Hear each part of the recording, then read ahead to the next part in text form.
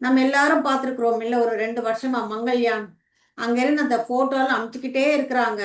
அதை பார்த்து அதுல என்ன இருக்கு அழகு?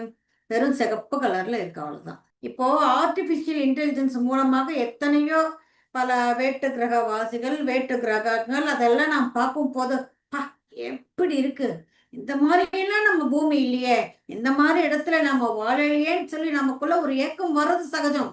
ஆனால் அதற்கும் குறைவாமல் நம் பூமியும் கூட இருக்கிறது. அது நம் கையால் நாமே தான் நாசப்படுத்தினோம். அதற்கு உண்டான விலையைத்தான் நாம் இங்கே தந்து கொண்டிருக்கிறோம். மறுபடியும் பூமி தன் தன் நிலைக்கு மாற வேண்டும்.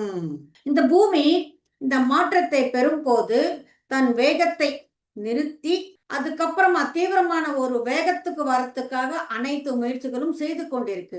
அப்பொழுது வரும் அந்த நிகழ்வுகளை தாங்கிக் கொள்வதற்கு நாம் தயாராக இருக்க வேண்டும்.